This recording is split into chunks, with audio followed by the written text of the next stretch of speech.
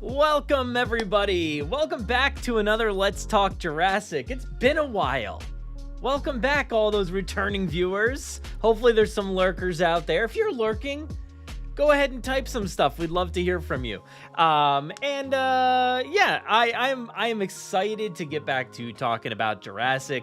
It feels like it's been forever, but this is usually your weekly live stream from the Jurassic Park Podcast that talks about all things Jurassic, and I am your host, Brad Jost, and tonight we have a lot of stuff. We've got some Beyond the Gates stuff to talk about. We've got some of that we can dive into. We've got some other Jurassic merch out there. We've maybe got some soothing sounds, some soothing Jurassic sounds. Maisie Lockwood is all around us these days. We've got Jurassic World Dominion. If you want to talk about that, maybe we should talk about Dominion. I'll save that for the end, just in case you haven't seen it yet. But like I said, we usually do this every week, and we have been, but it's been a little bit different. We've been doing our live stream watch parties over the past since the beginning of May, I think it was, right? So we've been doing them for the past 2 months or so, month and a half, I guess. And we haven't really gotten to talk about the latest things and all the latest merch and news and whatnot. And I am excited to finally get back into that with you all, because it's always so much fun. We always have a really, really fun time. Over the past few weeks, we've been focusing on the films themselves, rewatching all of those movies. So we really haven't had a lot of the fun back and forth that we always have, but I'm excited to get back into that again tonight. Let's see who is here. Oh, and by the way, if you see down below, there is a fundraiser for the Trevor Project, so please go donate to the Trevor Project here in Jurassic June /Pride Month. That would be really awesome if you could help donate to the Trevor Project. They do really great work. You can find all of their information right there. And every dollar, every cent that you donate goes directly to them. Nothing goes to us. So that's something we do every June. And usually around December, we'll do a Jurassic Gives Back donation drive.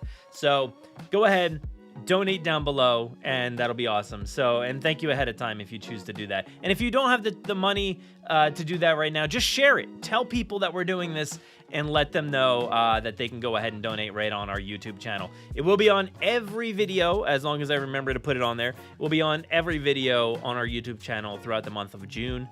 So check it out. But let's see who's here since we're getting back into it. We've got Thomas. What's up, Thomas? We have Dodgson's here. Sierra maybe's here. We've got Nick. What's up, Nick? Yes, we've got Jared. We've got, look at this. We've got Lewis. Well, I don't know if Lewis is here yet, but give him 30 minutes and he'll be back maybe. We've got the Dinosaur Channel. What's up, Tall? Got the Dominion Squad in the house here. Let's see.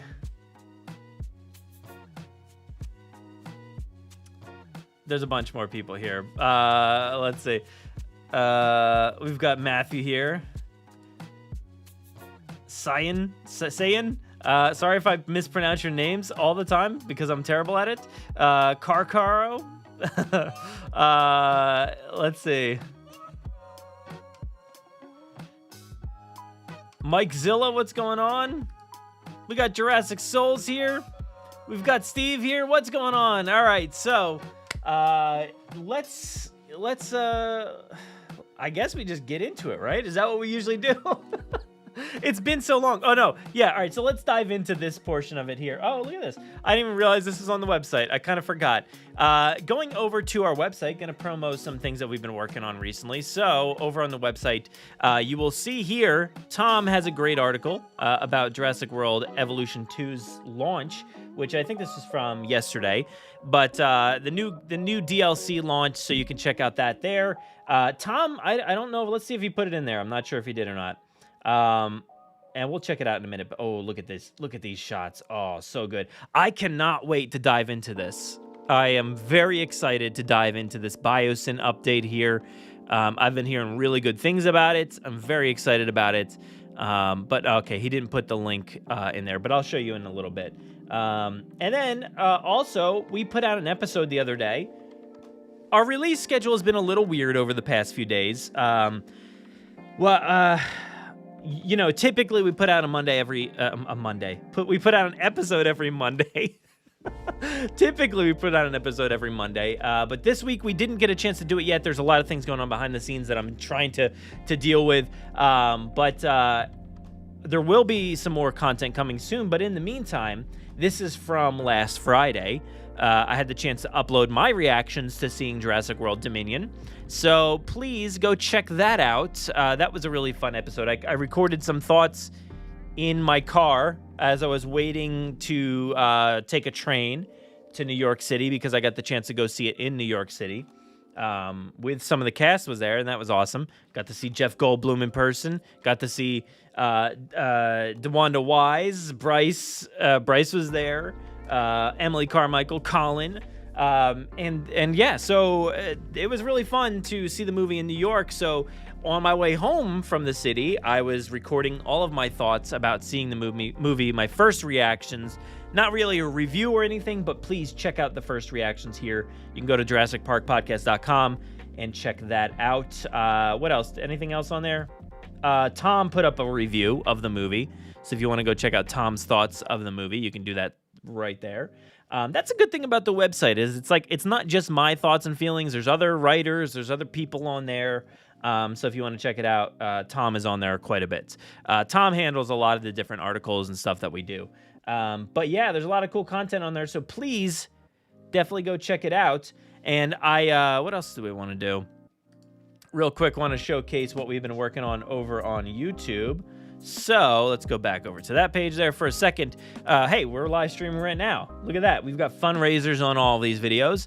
Tom got this awesome care package here from the people at Frontier Developments who created Jurassic World Evolution 2. So please go check out that video as well, because he unboxed that thing and there was something really awesome inside. If you did not get a chance to see it, go check that out.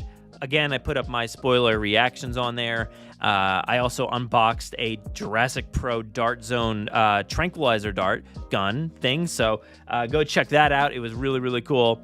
Tom's got some other stuff on here. So, yeah, we did a lot of work over the past few days, and I'm very excited to finally dive into some new stuff. So, shout out to some people in here. I'm sorry, I don't see the YouTube. Let me actually bring that up so I can maybe keep some tabs on that while we're going here. But I don't have the video up just right this second, so let's mute that. All right, so I just wanted to see the donation drive here. So, all right, so this is awesome. We got a few different donations here, it looks like. Nikolai donated $40 to support my fellow LGBT brothers and sisters and non-binary folk. Yes, thank you so much. That's very, very awesome. Really, really appreciate it. And let's see here. I thought I saw another one. All right, here we go. Carcaro, someone donated $30. There we go. That's awesome. I can't see them all on the fly, but it looks like we got 155 so far. We got 14 days left. So let's keep that going. That'll be awesome. Anyway, let's go ahead and talk about our first topic tonight, which is gonna be, I think we're gonna talk about Beyond the Gates. What do you say? We go look at some Beyond the Gates real quick. All right, so Beyond the Gates. It's been a while. I feel like it's always been a while since, we've been talking about any of this stuff and diving into this. Obviously, this is like a once a month kind of deal, but due to the fact that Dominion came out and there's been so much content recently, kind of forgot that this was even happening today. And this was kind of an interesting one. I don't know if you got a taste of it so far today. But Beyond the Gates, let me go skip past that. Actually, I don't think it said. I think it said Legacy Collection item. And there it is, right there. You got this item here. This was the Legacy Collection deal today. It featured the Giganotosaurus, the T-Rex, the Therizinosaurus, and Ellie Sattler And that was the pack that was released today from Beyond the Gates. So, here's the thing. It's kind of frustrating. It was frustrating right off the bat. So before the pre-order actually went live, it was a weird one, right? Because we all looked at this, and then we looked at, let me show you this real quick before we, go too far. But the price tag, $119.99. Did I say that right? Yeah. $120 for this pre-order. And it comes in this basically like windowless box. That's kind of the deal. A lot of companies are now moving to these mostly like windowless boxes. Some figures, I have one somewhere around here. I got a new Star Wars figure, no window at all. But this one, I don't know oh my God. Open up. There we go. Oh my, this is hard to use on the tablet, but there you go. There's like a little window. You can see one of the dinos there. There was another window down there somewhere. Oh, Ellie, I guess, is sort of down there. So it's weird, but I gotta say, this was a very interesting pack because it came with all of these, right? For $120. But the problem is, why is this not going back? The problem was that a lot of us, like, already have these items. Like you may have gotten the Giganotosaurus. I definitely have a T-Rex around here. The thing with the T-Rex is I've got way too many T-Rex. Way too many. I know a lot of people like collecting the T-Rex, but I've never really been into getting the T-Rex. Like when it first came out back in 2018 from Mattel, I just kind of skipped over like the Extreme Chompin', I think it was, and the Thrash and Throw, and I didn't want any of those. It wasn't until I think the Bite and Fight that I actually got a T-Rex. And since then, of course, Mattel has sent me I think most of the T-Rex that I've gotten, but now I've got I feel like 10 different T-Rex. Plus, the Legacy collection, like Explorer with the T-Rex set, and that's like a smaller one. So at this point, I'm T-Rexed out. I'm like, I don't need any more T-Rex. So it's a beautiful looking T-Rex, and they did a great job with it. I'm just a little T-Rexed out. The Therizinosaurus, I actually already own two. I already own two of them. We've got one that the kids like playing with, and then we have one that I have somewhere in here. I think it's up there on the shelf. I had to rearrange all my shelf because I'm moving all of my stuff out of my office here. So right now I've only got Jurassic stuff back there, so that's good for you guys.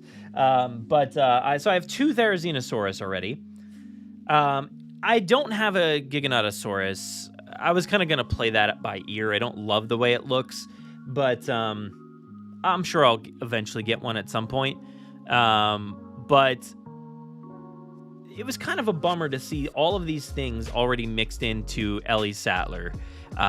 We really want these figures from our hero characters. We really want these figures so badly, but to package it in with all of this other stuff that we may or may not already have, and then to put that $120 price tag on it, that's rough. I forget. I think I saw Greg was here. Greg sent something. What's up, Greg? Said something earlier about the math, being 45 a piece or something like that. I didn't check it out, but let me see here.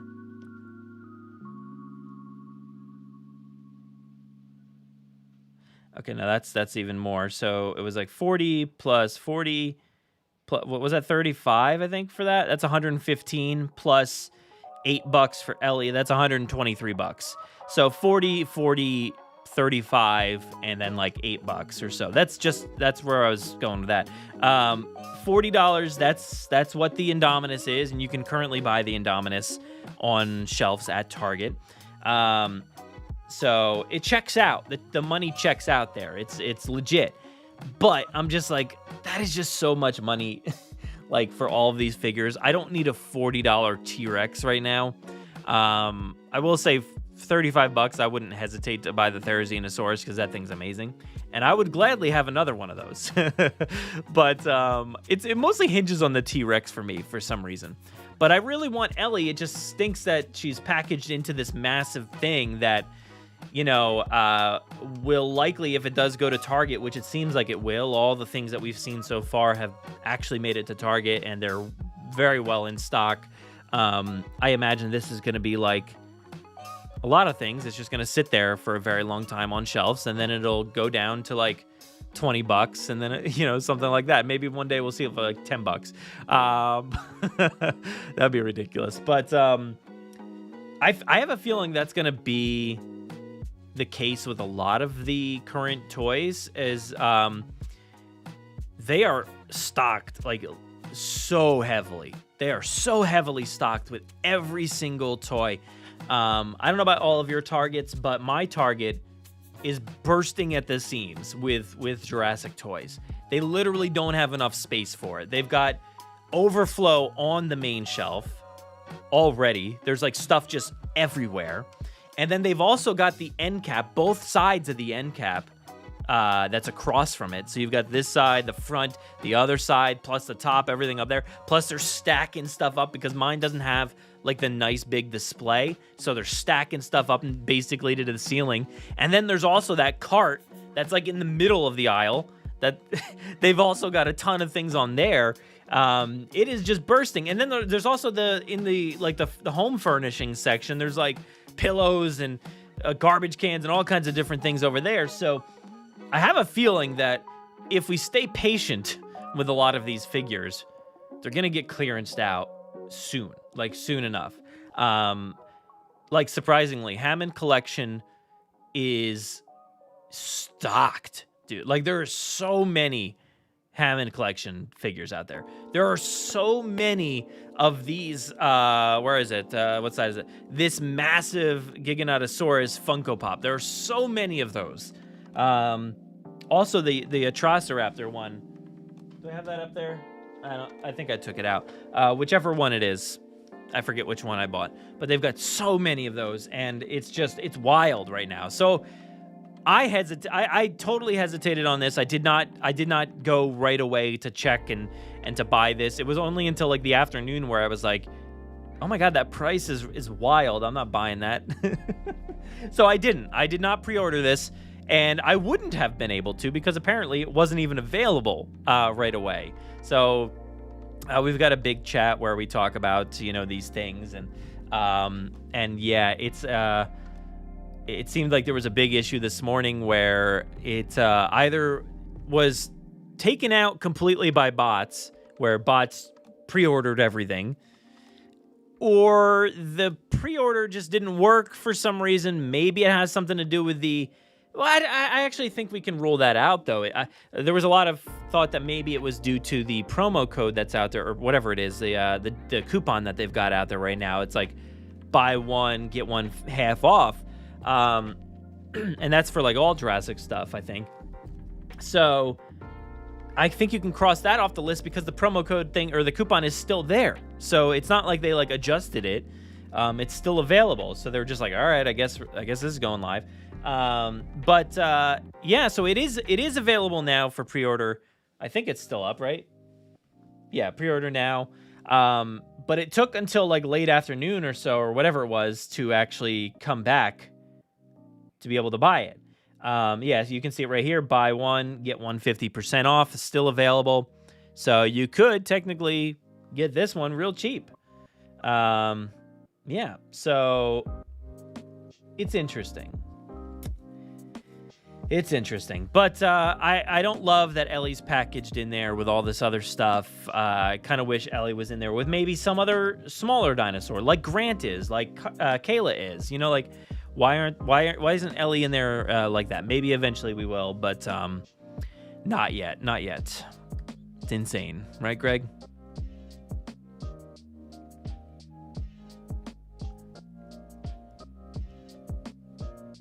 Well, yeah, I want to do this real quick. Crichton Carcaro mentions we got the donation goal fully raised, and yeah, I do see that. We hit the goal. Well, that was fast. Appreciate it. Look at that. You went from 155 to 300 in a matter of moments there. Wow. All right, so I got a shout out here to Nikolai. I hope I'm pronouncing your name correctly, because otherwise I'm terrible. But I'm dedicating my $145 donation to my dad, who loved Jurassic, who passed away. Very, very sorry, Nikolai. I totally feel for you. That's rough, but I think that's awesome, and I think your dad would be proud. And yes, that's awesome. Thank you so much. Thank you so much for keeping that going. Yeah, we hit that goal. We might have to raise the goal now.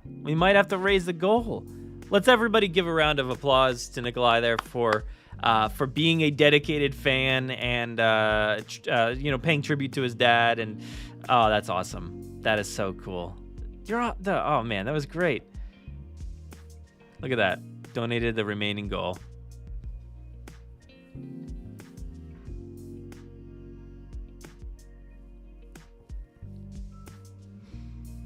I don't even know where to go from there. Thank you so much. That's awesome. Yes, much respect.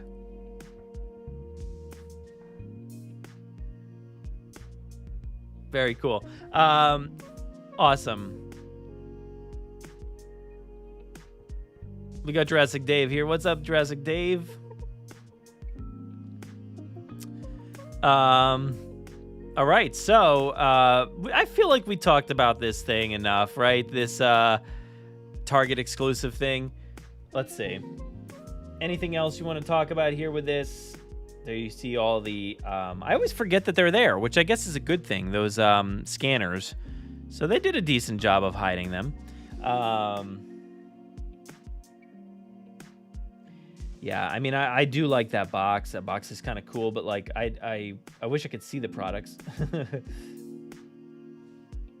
we get a good look at Ellie? The way this thing zooms is absolutely terrible. There we go. Oh, that's gone. $120 Ellie. There it is, right there. How do I do this? It doesn't work right. $120 Ellie. I just couldn't do it. I couldn't do it. Couldn't do it. But anyway, that is the Beyond the Gates for this month. So shout out, though, as always. Jurassic Outpost did a great job on the video. Video looks good. Some good information in there. So go check out that video over here. And look at that stat. This dude's like, yo, I just watched Top Gun. And I got to go film this video with this long-haired guy from Outpost. He says I got to shave, but I just watched Top Gun. So David Vickery's like, I love Top Gun. Sorry, man. I apologize. I love Top Gun too. That movie was so good. But what else we got this month, or this coming month? Sorry. So next month we've got another Legacy Collection item. Again, this was a Legacy Collection item. Y'all explain that to me, because it doesn't make sense. Legacy Collection. Yeah, doesn't make any sense. I know it's like whatever's at Target now these days, I guess, for exclusive stuff, but still doesn't make sense. But anyway, we've got another Legacy Collection item. And then that's what is next month? July. And then after that, we've got August, 2 exclusive items from the Hammond Collection. Yeah, so what do I usually do? All right, so I think this one is probably going to be Dreadnoughtus. That's my guess. Dreadnoughtus. I think that'll probably be that. Because if this stuff up here is Legacy, then this Dreadnoughtus, I think, is going to be Legacy. It'll be 20 Spinos in Gennaro next month. The only way you can get Gennaro is by buying 20 different 20 of the same Spinosaurs. $300. Is that I feel like that's undercutting the price. Yeah. But I'm guessing Dreadnoughtus. I feel like that's probably what it will be. Toy. What's that place in the UK? Smiths. I think Smiths has it, right? Up for pre-order or whatever. So that's cool. So definitely go check that out when the time comes next month, 7/20.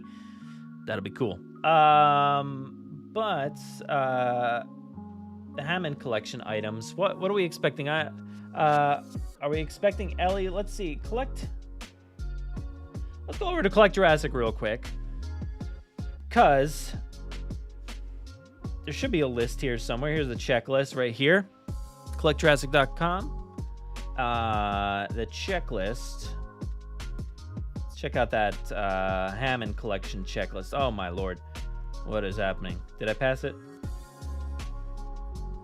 There. Oh, look at that. So that's what I'm assuming is next month.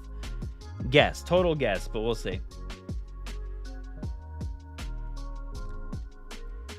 Oh my gosh, I can't scroll. All right, here's Hammond collection. I guess maybe these two. That could be a good twofer. Gallimimus and Dr. Grant. That works for me. Anything else? I mean, Ellie. Ooh, that says Entertainment Earth. Yeah, I'm guessing Alan and the Gallimimus. That's what I'm guessing. I think we already pre-ordered all these things, right? Yeah.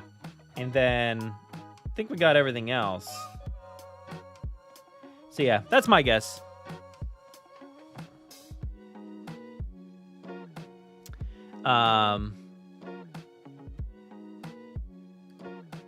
Wait, I'm like live streaming. I gotta pause the video that I was doing. I was like playing this live stream as I'm live streaming it. So sorry about that. All right, let's go back to the chat here.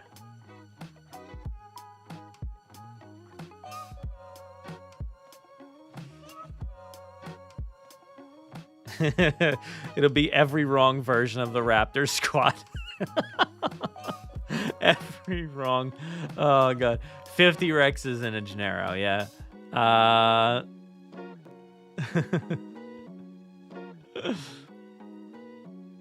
Yeah, the Dreadnoughtus is huge.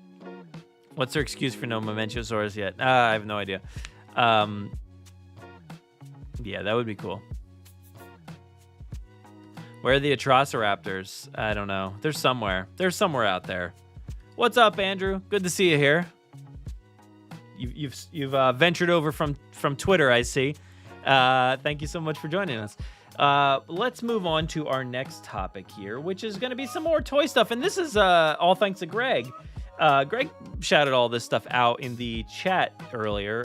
Not this chat, but a different chat. And we've got this cool thing. I didn't see this before. But the Jada, however you say this, Jurassic World Hollywood Rides 1/24th scale Mercedes-Benz G63 AMG 6x6. That looks cool. I need because I don't know what 1/24th scale is. I guess it's just what is it? Normal car size? Well, no, not normal car. Normal car size would be 1, but Matchbox says, I don't know. Somebody fill me in. What is 1/24th scale? Looks cool though. Maybe it's a little bit bigger. I have no idea. Is it like this big? Maybe. Whatever. It's cool. I like that. I dig it. I feel like I need to get that. What's up, Amy? Good to see you. It's bigger. It's bigger than a 1-to-1, like bigger than a regular car.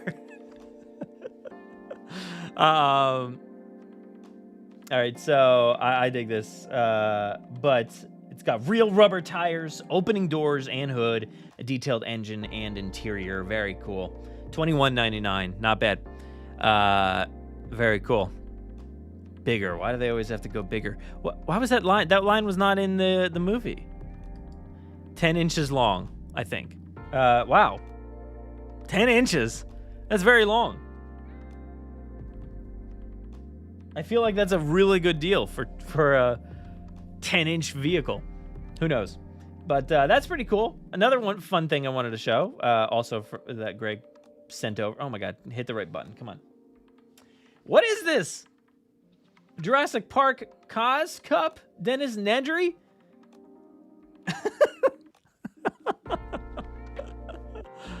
I mean, I feel like I need this 100%. What does this say? Boorish computer programmer and impromptu smuggler Dennis Nedry has a habit of finding himself in less than ideal situations as he's been turned into a cos cup. Introducing our new range of cosplaying cups. Cos cups. These high-quality ceramic cups encompass a huge collection of popular film and TV and video game characters, all whom can be gathered to help build your very own collection. Yeah. Do we drink from the cos cup or do we just put it on the shelf?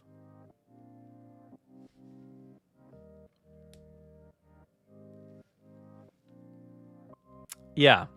I don't know. Drinking from Nedry's hair, I guess. Any of you guys want a cos cup, of me? Look at this. What is this? What is the drink? Is that coffee? No, is that iced tea, maybe? Oh, okay, there we go. He's got a flower coming out of his head now. Whoa. All right, I dig this. I kind of... $24.99, arriving August 2022. I think I might be into this. This looks fun. A cos cup.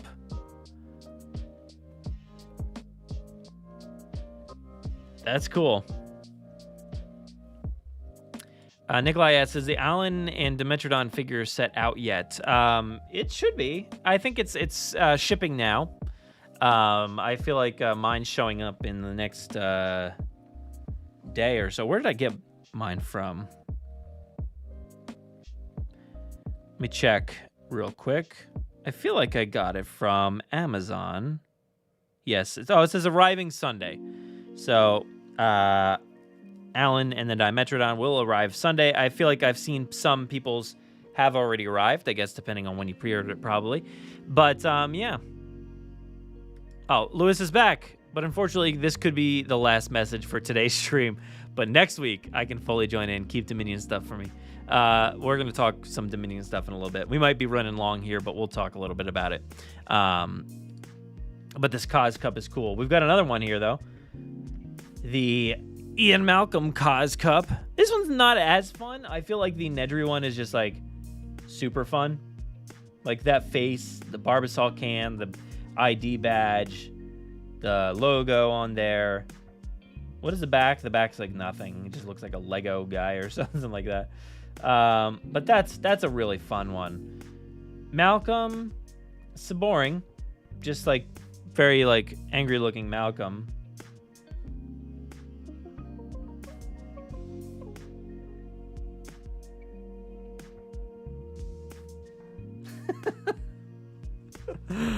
That's fun though. I don't know. It's kind of cool. I definitely like the other one first, or better, so I would definitely get that one first. That's fun though. What? Let's look up some other. Oops, I hit the wrong button. Cos Cup.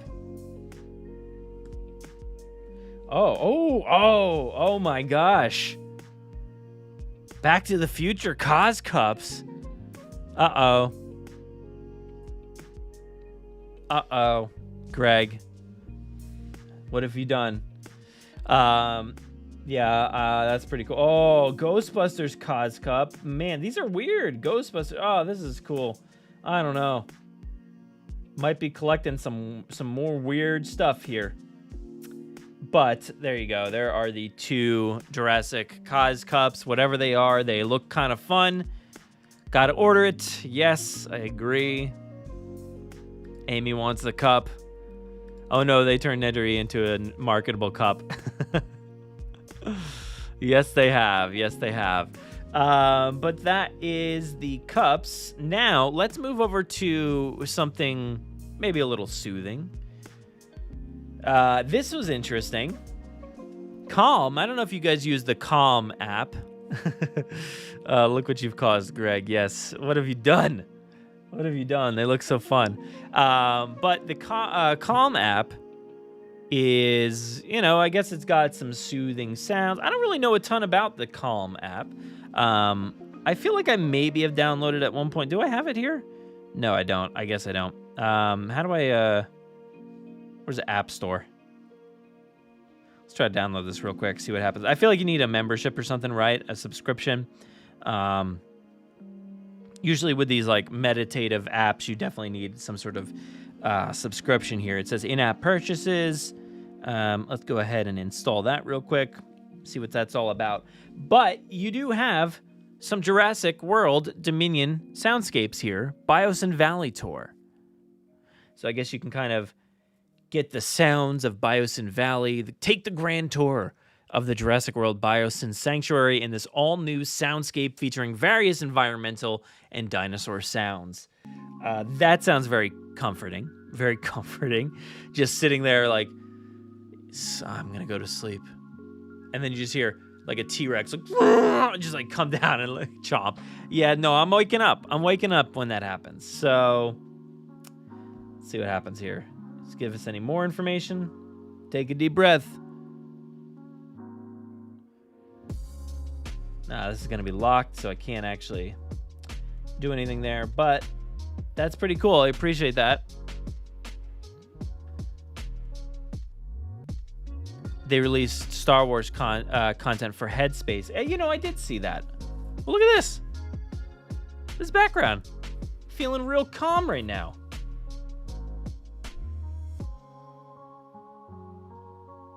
Well, I mean, like this is very soothing. I could just like look at this all day.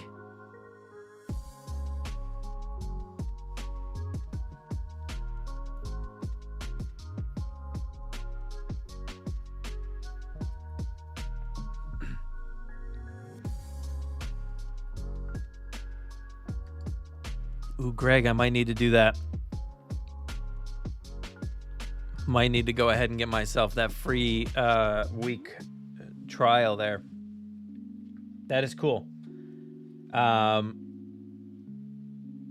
like that. I like that kind of stuff. I really appreciate like soundscapes and like the what it just keeps coming up when you don't touch the screen. Like audio editing and different stuff like that. So I feel like I'll appreciate what they've done here. So it says it encompasses a lush forest, icy waters, echoing amber mines, the sounds of the Dreadnoughtus and Dilophosaurus are present. Yikes. Are those the only two dinosaurs? Because you could have picked some other, like other ones that were much more soothing than a Dilophosaurus. Dude, if I'm sleeping and I hear, I'm like, nope, I'm out. And then if I hear, rah! Just like, and then shivering and shuddering in my face, no, I'm getting out of there. I'm getting out of bed. But I don't know. Is that comforting to hear, like just like hearing that? I don't know. But the Dreadnoughtus, definitely. Yeah. I like that. I dig that. Definitely going to check this out. We're not being paid to advertise Calm, but here we are. I'm definitely going to check that out.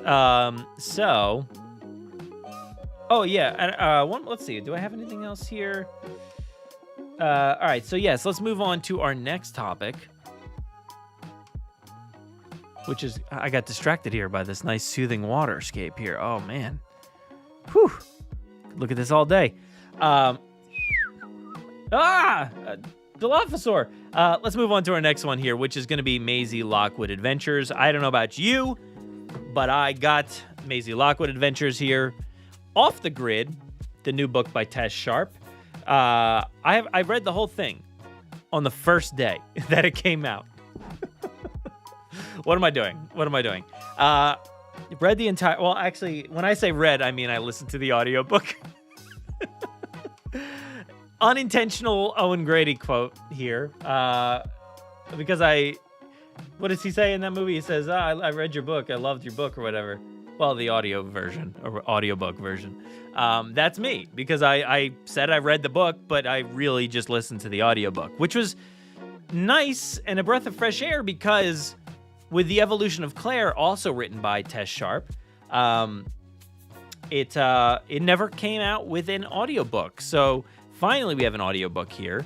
And it was pretty good. I thought it was really cool. Thomas, you got time. It literally came out yesterday. Don't worry about it. It just came out. So, but yes, Maisie Lockwood Adventures. This is set before the events of Jurassic World Dominion. I read the whole thing yesterday, and then I went to go see Jurassic World Dominion last night again. And it was such a great, lead-in. It was really a great lead-in to the movie. I'm not going to talk about the details or anything like that too heavily, because I want you to read the book, because there's, it literally just came out yesterday. So I want you to read the book and kind of get the grasp on it. And it's short. It's only 200 pages. Here, look, pretty thin. So give it a read. It is a children's book. I think it's middle grade for 8 to 12 or something like that, grade or whatever. Let's see. I'll check out how many pages exactly. I think it's 208 or 203 right there. There you go. 8 to 12 years right there, reading age. So it definitely fits itself right in there with the 8 to 12 range. Sorry, I've got my monitors here listening to the kids as they sleep, and my daughter just screamed in her sleep.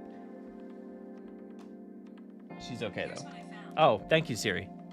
But she's good. She's just moving around. But even though it's made for 8 to 12-year-old people, I do think it's something that, anybody can read. Anybody can get into. And if you're looking for something to kind of fill the gaps between Jurassic World Fallen Kingdom and Jurassic World Dominion, this is definitely doing it. This is doing it for you. It's got some corny stuff in there, like the typical younger audience kind of stuff that you would expect, but I think there's some really fun, valuable things in there, and it tells a story from Maisie's point of view, and that's why it feels a little bit younger and stuff like that. So I appreciated it, though. I thought it was a really cool story. On the cover, let's see, where's it? Oh, I'll bring it up over here. You got Maisie, you've got Blue, you've got a Triceratops, and you've got two hunter-looking guys back there. And you're in this big forest, and that really is a good description of the book itself. They are off the grid, and I loved learning about, how they've been off the grid and what that means for the characters, of Owen, Claire, and Maisie. It's pretty cool. I definitely dig it. I will say,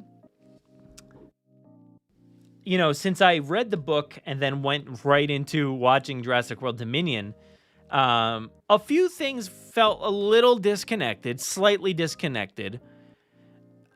And, sorry, I just read these comments. Brad does the dial-a whistle. Me. I know what we're making Brad be for this year's Halloween stream. Oh my god. You guys are going to make this happen again, aren't you? Yeah, you probably are.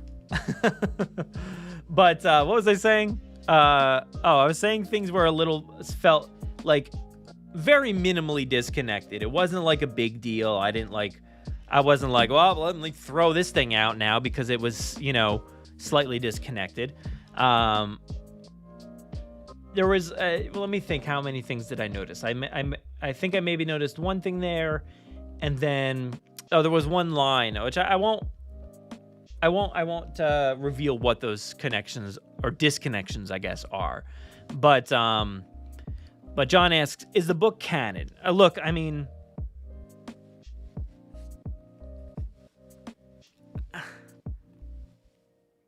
I don't know. I mean, here's the thing. It doesn't matter. It doesn't matter if it's canon or not. We've gone through this a lot, right? If anybody's been watching me for a while, we have the canon talk quite often. And if Lewis is out there, maybe I know Lewis already left the chat, but like he heard the word canon, so he may just pop in here randomly. You might notice him pop in. But canon is a tricky thing for Jurassic, right? I mean, we've gotten Camp Cretaceous, and there's things in there that like they'll say that this is canon, but then they won't confirm things. They won't like specifically tell you what's what. There will be some slight disconnects in the canon. And then we got like the live tour, which they said was canon, but then Colin's saying it's soft canon, and things like that. Maybe slight disconnects. And then we got the evolution of Claire, which, had some disconnects, some slight disconnects here and there, but they say that it was canon. That's just the world that we live in, right? We live in this world where, yeah, things are canon, but not really. They don't totally hit the mark 100%. And I don't think we should hold them to that standard. We got to kind of get that out of our head, that we should, hold the canonicity to a certain level where if something's a little off, we can't just, pull a Luke Skywalker and be like, nope, bye with that lightsaber. Unfortunately, it's just the nature of their storytelling, right? It's just what they do. Like, so for instance, I'm sure I haven't talked to Tess yet. Hopefully we will at some point, but hopefully we'll chat with her soon. But I'm sure Tess wrote this with the intention of making everything legit and canonical and stuff like that. But when she wrote this, I'm sure she didn't watch Jurassic World Dominion. She didn't know the exact everything in every line. She probably just heard from Colin that like, hey, I can do this, I can do that, you can do this, you can touch on that and this and that. So it was written in a way where she did the best she could, connected the dots that she could, but maybe not everything works 100%. Like I said, when you're reading this book, don't even worry about it. Like, I'm telling you, there were two like little disconnects, but they were so minimal that it literally doesn't matter. It just so happened that like I read the book and then watched the movie.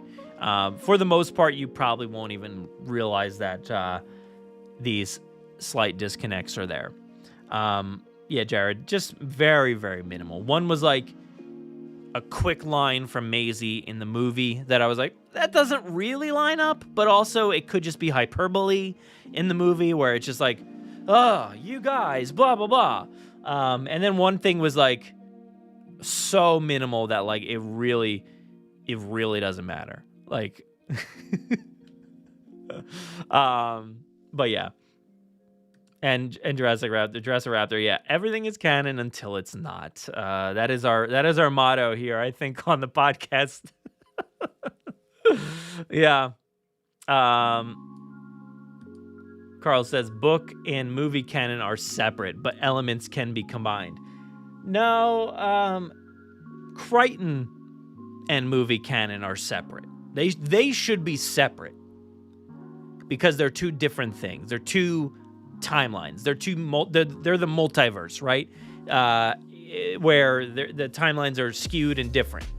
But with everything that's created these days, it really is one timeline. Like, this is from one timeline, but there's like slight tangents, like slight branches that kind of go off the rails a little bit. And it's like not enough to completely derail the timeline, but it's like little branches that barely affect anything. Like, for instance, like even the movies themselves do it with the maps. It's like nobody has one map that's exactly the same. And now that makes me laugh about a line that's in Jurassic World Dominion. I'm like wondering if that line that was in Dominion was purposeful, where Ian's like, that's an old map. Do you have a new map? I feel like that line was purposeful. Do you guys think that now? Because I feel like that's like the explanation for like Mills using a different map than like what Jurassic World used as their map. So that's interesting. I didn't really put those two things together, but I wonder if that's what that meant. That's a funny line. What's Nick say here? Ignoring canon in expanded universe products is what it is. Ignoring it in your movie trilogy is when it gets frustrating. Sure. Yeah, I agree. In the way that I take in my canon for franchise and things like that, like Star Wars or Marvel or even Jurassic, I always want it to be 100% legit across the board, whether it's a book, a motion comic, a comic book, an audio drama, whatever it is. I want it to be 100% legit and checked off, like they crossed all their T's and dotted their I's. I really want it to be right. But you're kind of right there, where it's like, as long as the movies are good, then we're good. But the movies aren't good. Like, I mean, they're good. I love the movies, but their canon is not good. Like, they're bad at the canon. So it is what it is. Like, that's why I'm not too fussed about it anymore. I really don't care. So I wish it was perfect, but it doesn't matter. Amy, why are we still talking about canon? That's what I'm always wondering. And Amy, I know you've been here for a while, but we will literally never stop talking about canon because it's a frustrating sticking point here. March only cares about canon when it's in the movie. There you go. That's a fun way to look at it, at least. I mean, it relieves the stress of, maybe something not working right. Again, like I said, when I read the book, there was not a second of time where I was like, oh, that feels wrong. It really didn't. Like, it all worked really well because it's its own story, completely separate. So that's why it worked. It worked very well for me. So I would definitely pick up this book. If you have not picked it up already, pick it up. It's a very quick read. It's not going to hurt you. Just read through it. Or you can do a Kindle or audiobook. Yeah. Canon, Jurassic canon is as reliable as Jurassic maps. Exactly. Trespasser was an example where DreamWorks tried to hybridize, I'm assuming you're saying, the timelines of both Crichton's novels with the events of the films. It was a really rich lore experience. I wish we had more of it in the films. Yeah, sure. I mean,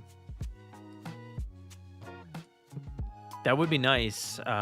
But I'm happy. Like, I'm happy with how Jurassic World Dominion, like, legitimized. What was that word that I just made up? Legitimized? What was I gonna say? Legitimized? That's not a word.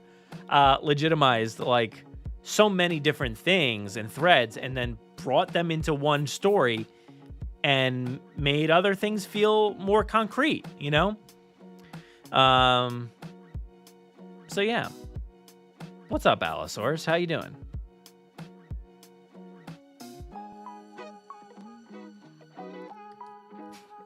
I'm good at advertising books. I get sent a lot of books, which, by the way, a little spoiler for next week. This book here, the Jurassic Park Topps book, if you are into this, if you got this at all, Topps trading cards, the book here, if you liked these, we got a great interview for you next week. So check out the podcast. I think you'll really dig it. I got the cookbook there. I got that book there. Got this Very Hungry Dinosaur book there. Got the visual history down there. And then I've got this thing here, the off the grid. So yes, it's I can talk up a book, I guess. I don't know.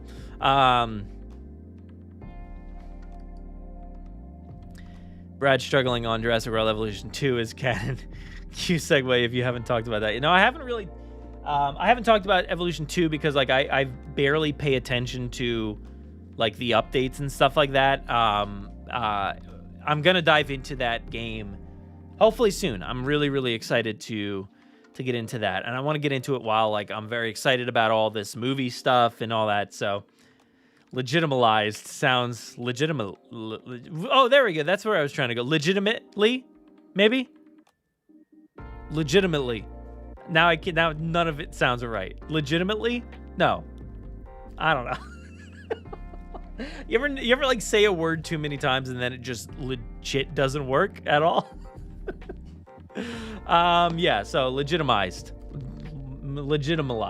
Anyway, I want to point out the next edition here, which is Maisie Lockwood Adventures number 2, The Yosemite 6. I didn't see this title until yesterday. That's pretty great. Actually, let me see something real quick. All right, $7.99 for the Kindle price. What was this? This is a pre-order price for Kindle. Audiobooks a little less. I guess this is just a Kindle store. But yeah, Yosemite 6. That's cool.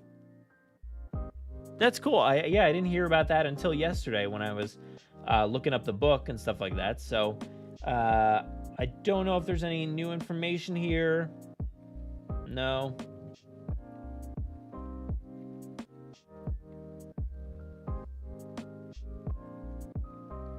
But I have a feeling I know what the Yosemite 6 will be, based off of, kind of like a line at the end of this book. So, yeah, it'll be the Legitimosaurus. There's going to be 6 Legitimosaurus in Yosemite National Park.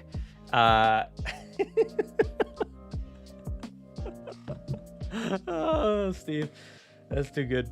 That's funny. But yes, I have a feeling I know what the dinosaur will be. There's maybe 6 of them, but I cannot wait to read this one. Another quick read. When is this one coming out? August something, I think. Oh, what? September 27th? It was definitely August, right? Am I wrong? I feel like it was 100% August. Now it says September 27th.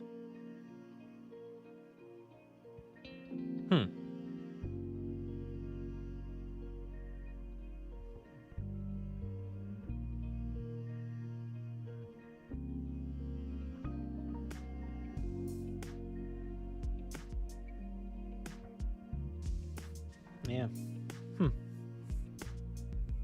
I could have sworn it was August.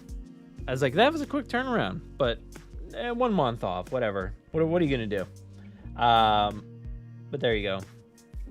I'm excited to see what the cover looks like because the artwork on this... actually, I haven't even opened the book. I literally haven't even opened the book, but I know there's supposed to be some really cool artwork in here.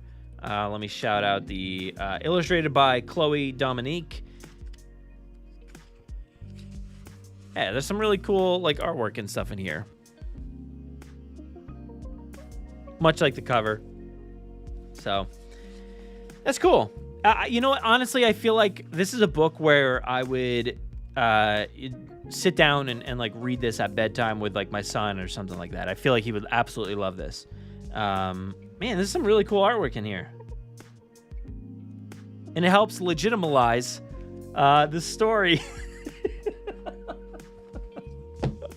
Oh, never mind. But that is the Maisie Lockwood Adventures, both number 1 and 2. Very excited about that. All right, so let's talk about Jurassic World Dominion. Are you guys ready to talk about Jurassic World Dominion? It's like 10 o'clock. Let's do it real quick. We're going to do a lot more content coming up here. Let me just shout this out real quick. If you've watched the movie and have not sent in your thoughts and feelings yet on the movie, we are accepting your information here. So please give a call to 732-825-7763. You can give that voicemail line a call, leave us a message. Let us know what you thought about Jurassic World Dominion. Or if you want to, you can open up your voice memo app on your phone record a quick message and just tell me what you thought about the movie, and then email that over to JurassicParkPod@gmail.com, where I'm still collecting them. I've had a few things on the back end of the podcast that I'm trying to work on to get out into this episode, so that's why I've been taking a little bit longer with the reaction episodes. So, and no, Amy, I will not be picking up, so don't worry. If anybody's afraid to call, it's literally just some corny voicemail that I put together 7 years ago, and I don't know how to change it anymore. If I could, then I would. But I forgot how. So it's just there, and it's just like some Jurassic music, and it's just me like, hello, and welcome to the Jurassic Park Podcast. Leave a message, or whatever I say. So just leave that message there, and we will add your voicemails to the next episode, which will be a reaction episode. There might be something else before that that I'll try to get out there quick. But yeah. I always tease the fact that, like, if I see a call come in, like, while I'm like doing a recording, like the mailbag or something like that, I've always thought like maybe I'll try to pick it up, but I never have. So Jared says, send in a voice memo tonight. It might be a long one, so try to keep it. No, I don't want to edit it or anything. So just try to keep it like 3 minutes. 3 to 5 minutes at the most, but try to keep it around the 3-minute mark. Get those in ASAP, as soon as you can, because I'm going to start working on that hopefully sometime tomorrow if I get the chance, and then get those out on the feed shortly, because then we got another episode. We got a lot of content coming your way. You thought it was done, right? You thought the podcast was over, the conclusion of the Jurassic franchise, right?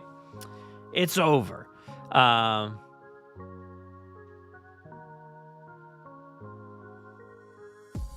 But yeah. All right. So let's talk about Jurassic World Dominion. Yeah, let's do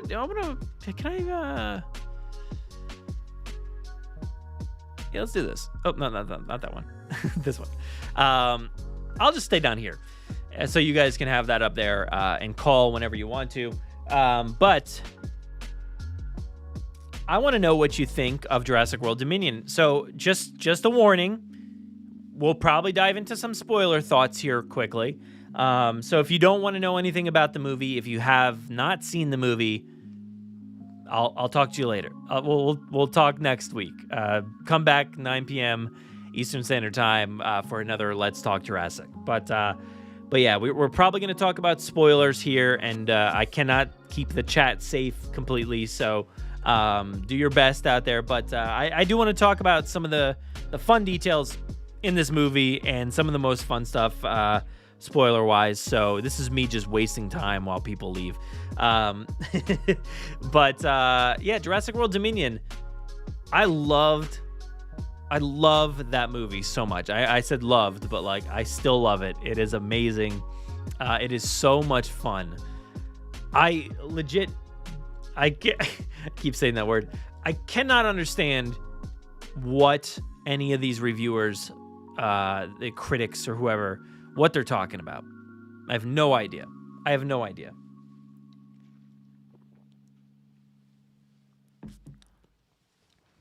I said it on one of my episodes recently that I was watching the movie and I was like 15, 20 minutes in, and I'm like, okay, this is great. I'm loving it. Then I got like another 20 minutes in. I'm like, okay, loving it. Now I'm like an hour and a half in, and I'm like, what's wrong? This is great. Get to the end of the movie, 2.5 hours. I'm like, zero problems. What are you talking about? I don't know what they're talking about. I loved every moment of this movie. And then I saw it again last night. Just so much fun. I got to see it with my sister and my cousin, and they loved it as well. And it's just so much fun. It is so good. We saw it in a Dolby theater this time. That's why I really wanted to go see it in Dolby. I don't know if it'll be there past this weekend, because Buzz Lightyear is coming out, and usually like the Dolbys and the IMAXs, they take over whatever the most current movie is. So, but yeah, I loved every moment of this movie. And the one thing that I feel like the reason that like reviewers and general critics and stuff like that are not part of the fandom or whatever, are not like listening to the podcast or watching the live streams, I feel like they don't understand. Yes, they understand movie theory and they understand, what a good shot looks like and the construction of a good script and stuff like that. And whatever, if they think this stuff's bad, sure, that's up to them. I don't know. But I feel like this does so many great things for Jurassic fans. It really hits all the marks. As somebody who just read through over the past, I don't know how long, it's been a year and a half, 2 years, read through the books again, Jurassic Park and the Lost World. I feel like this is such like an homage. This movie is like, it's a tribute to Michael Crichton.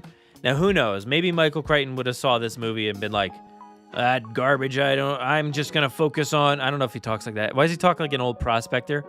That garbage there, I don't know why I don't like that stuff anymore. I'm just going to focus on my Westworld over there on HBO. That's definitely not what Michael Crichton sounded like. But maybe he would have hated it. I don't know.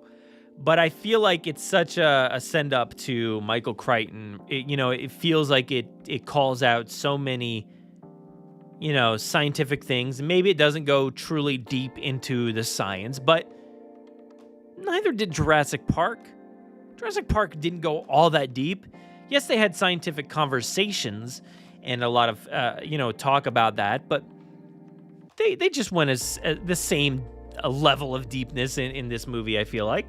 And there was a lot of science, and we got that whole scientific intro and talk about biosyn and stuff like that, and I really feel like it really worked for me. And as I'm watching a movie and I'm thinking about what Dodgson and biosyn did in the book, it feels very similar. Now Dodgson felt a little different. Like him as a character, it wasn't one-to-one, for what we see in the books. But I'm okay with that. It definitely felt like it worked with what we saw in the movie.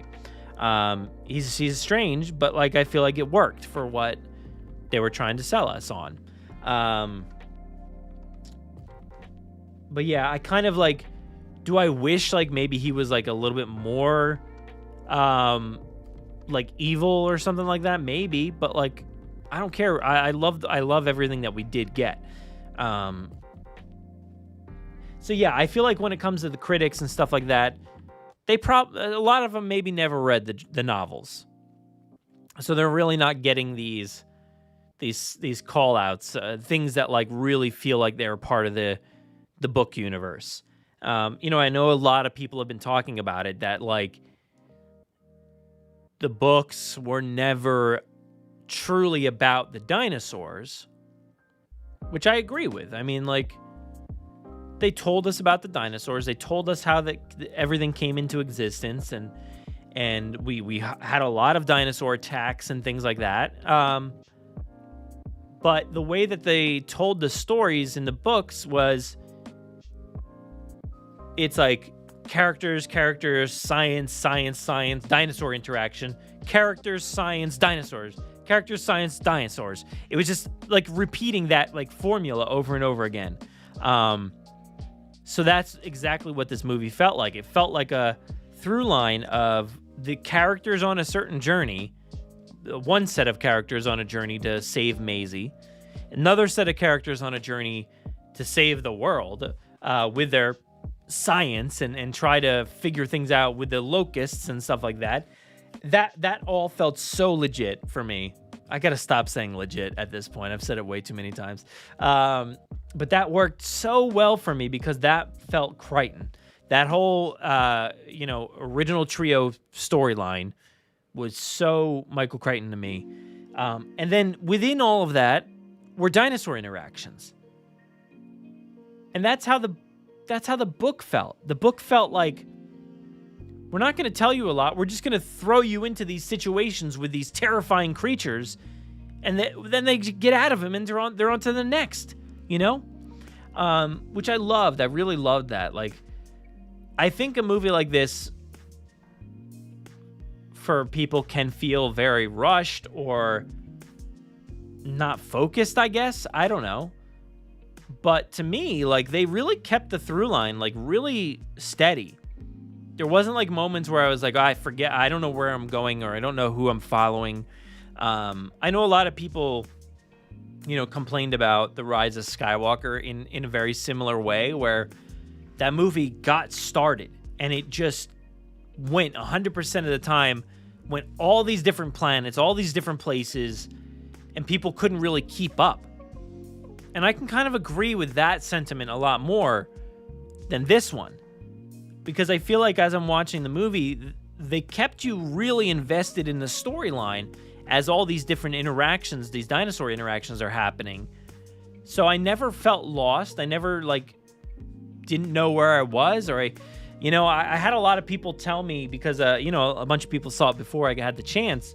A lot of people were saying, this is a lot to take in on one viewing. Let me take a sip here.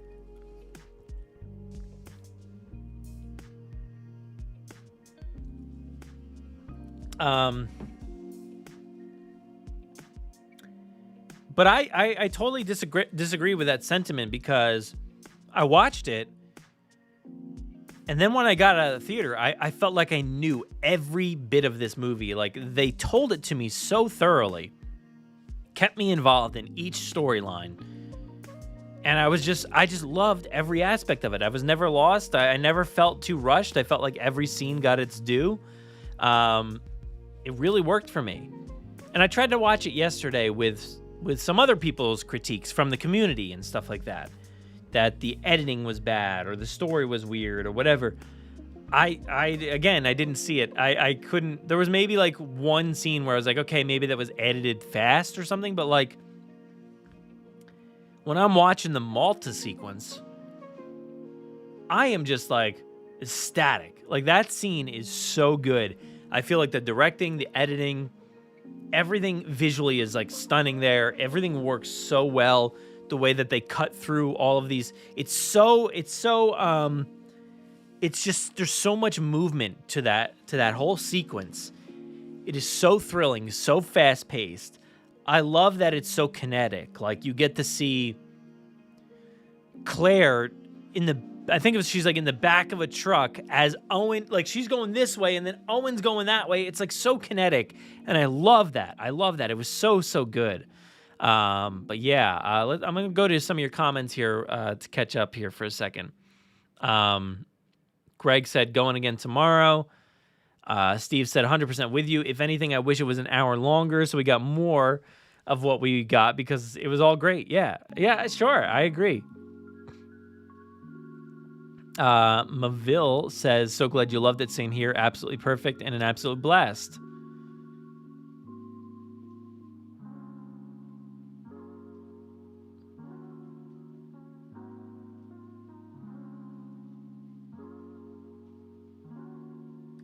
Yeah.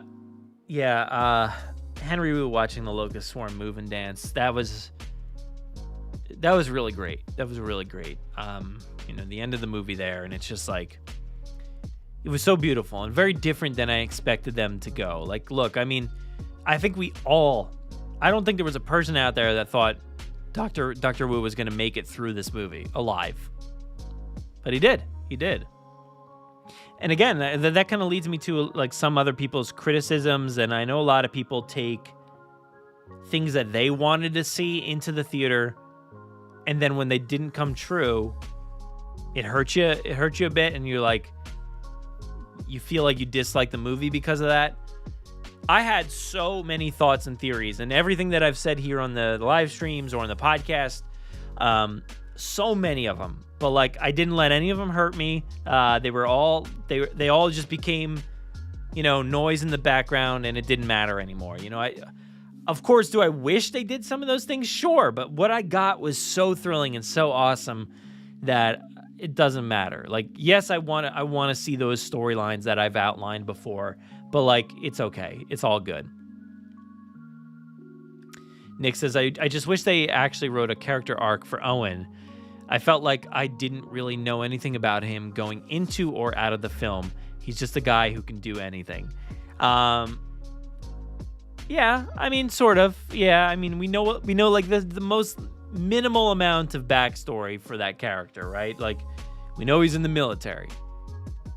And we got a little bit more of that in this movie. Like, that was just confirmed, really. It didn't really expand upon it too much. But what I like about it is, like, he wasn't like the hero for this movie, you know, like he wasn't, which I don't really feel like he has been all that much, to be honest. It's always been Claire, really, who's been the one to save the day, and that continued here. He can do anything he wants. Like, Owen can do the things, but I mean, look, like, Claire did so much in this movie. Kayla did so much in this movie to get things done. Ellie did so much. Like, all these other characters are just like bystanders to the women of this franchise, really stepping it up and just doing amazing things.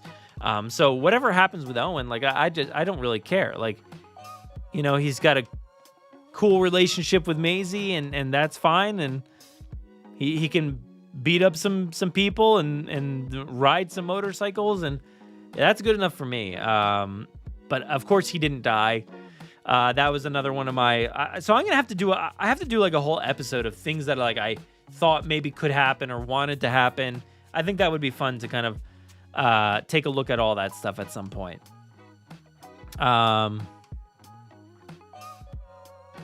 Dresseraptor, we finally got Dodgson and Biosyn back in a movie after 29 years. The Locust storyline was straight up Crichton. Agreed.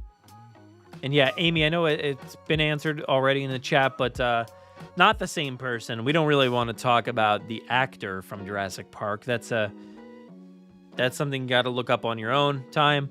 But you're not gonna want to. Don't do it. Don't do it to yourself.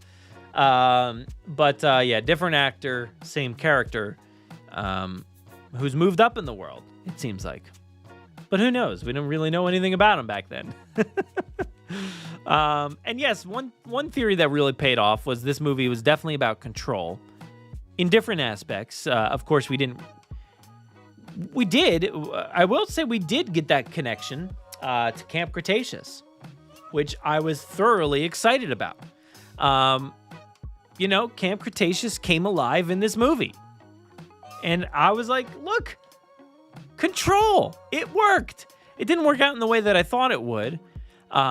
You know, in Camp Cretaceous season 4, we got the implanted chip that controls the dinosaurs. You know, like a remote control, you can control these dinosaurs to fight or attack or do whatever they want. I definitely thought, like, going into this movie, I kind of distanced myself from that theory in the few weeks leading up to the movie. But I definitely thought heavily that the Atrociraptors would be controlled to kill. They were, but more so like the Indoraptor, right? It really wasn't any different than the Indoraptor. But that control function was utilized in every other dinosaur. Literally every other dinosaur had the Camp Cretaceous controllable dinosaur chip in their head. That was mind-blowing. I'm like, you did it. You crazy son of a... You did it. I couldn't believe it. You know, my mind was blown when I forget who said it. Was it Ramsey, maybe? I think he said something about the chip and it controls all the dinosaurs. Oh, it's like a signal. Is it like a shock? No, it's like a signal. Not used to talking this long anymore. I'm like losing my voice. Bear with me.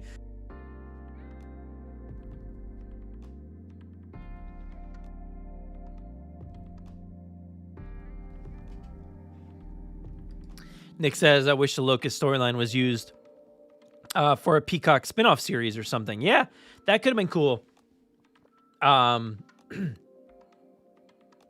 But I think there's so much room for other stories and stuff still. But yeah, and that would have been a good idea. To not like have a series totally devoted to dinosaurs, but I think that does open the door for other storylines not totally devoted to dinosaurs as well.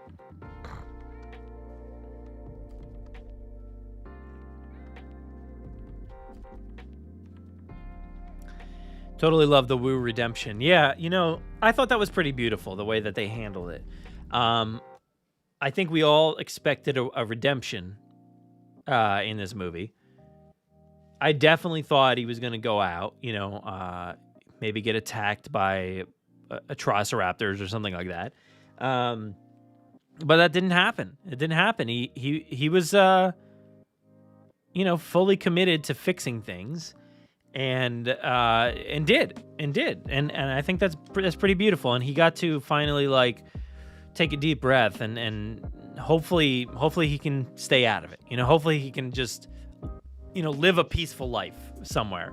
Yeah. Yeah, Steve says, totally would have bet money. I'm assuming he said Wu was going to get taken out by a raptor. Full circle from JP. Didn't mind how they handled it, though.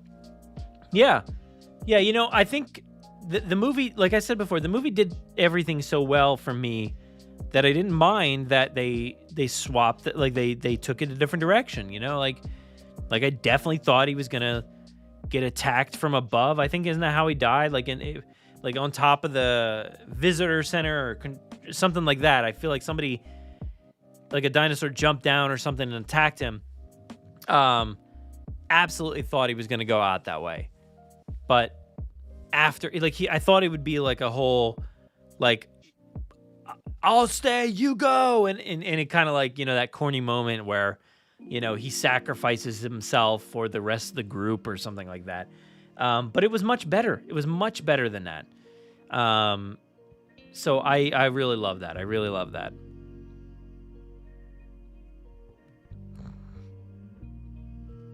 Yeah, definitely the second time you see the movie, expectations are gone and you just enjoy the ride. Like that's what's great about seeing it a few times.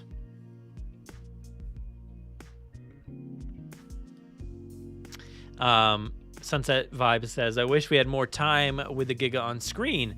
Feel like we didn't hear a lot about it. Yeah. I was saying this to somebody the other day. I forget who. But it felt a lot like the T-Rex, in Jurassic Park. It felt like we really only saw the T-Rex in Jurassic Park for the one encounter at the fence with the vehicles, and then it got chased. Then we saw it one time real quick with the Gallimimus, and then it was in the visitor center. So it was like very sparing like amount of dinosaur from the T-Rex, the amount that we actually saw it. And I feel like we got very similar vibes from the Giganotosaurus here, where we saw it with it like waking up or something. We saw it quickly interacting with the T-Rex really quick and then eating that deer. We saw it at that high thing, and then we saw it at the end. Like, it was very, very similar to that. Maybe less impactful than the T-Rex. Certainly we can't compare those cinematic moments, but I felt like it was like comparable in a lot of ways. Yeah. And yes, Wu is still alive. I love that. I do love that he's still alive. I think that's very good. It feels like a much better redemption for me.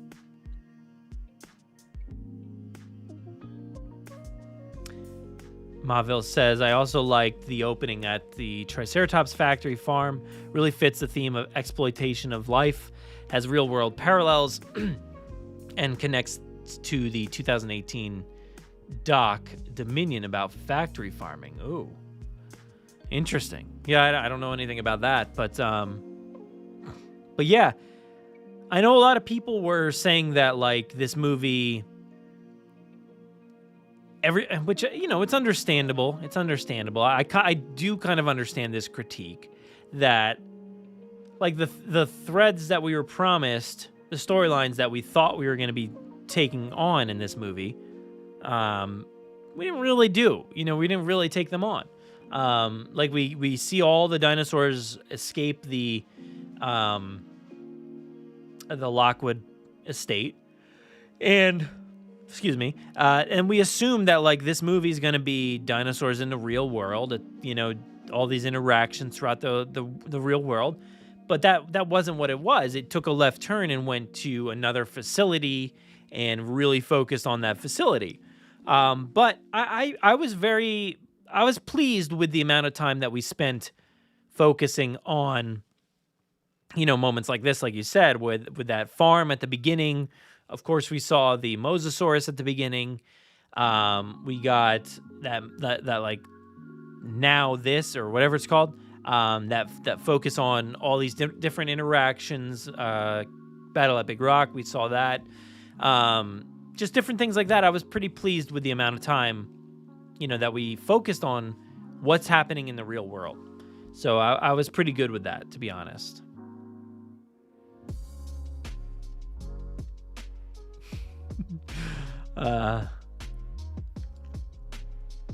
Shame they took out the prologue at the beginning. Would have set up the finale a bit better.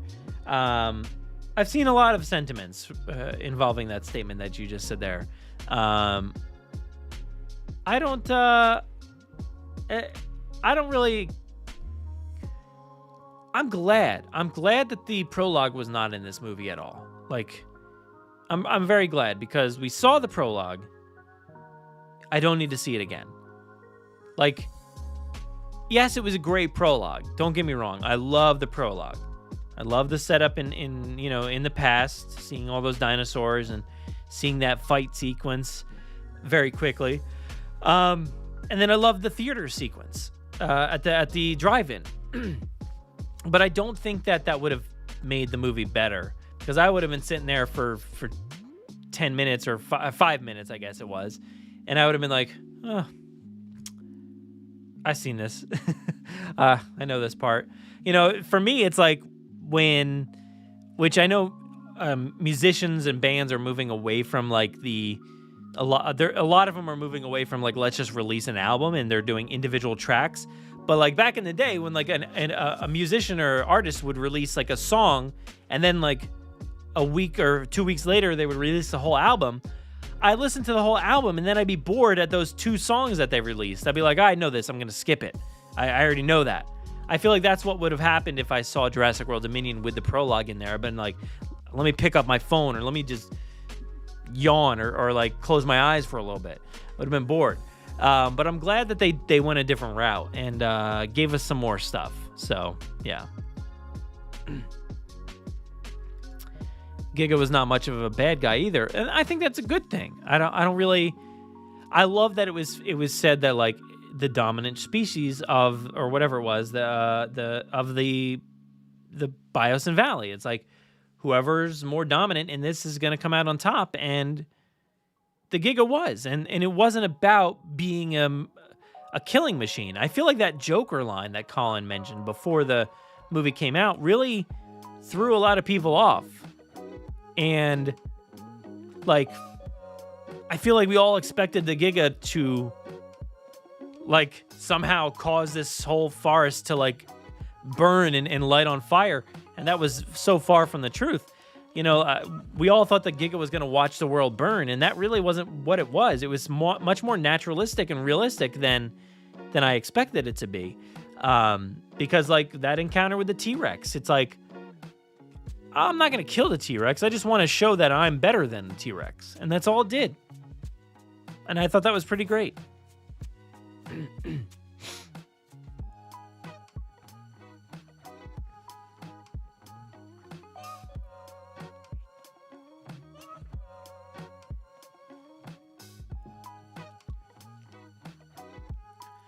Thomas,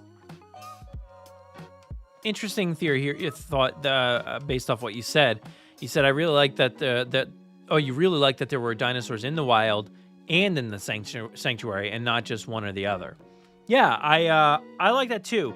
There was a line, I think, by like Ramsey or something like that said, like most of the Nublar dinosaurs are here.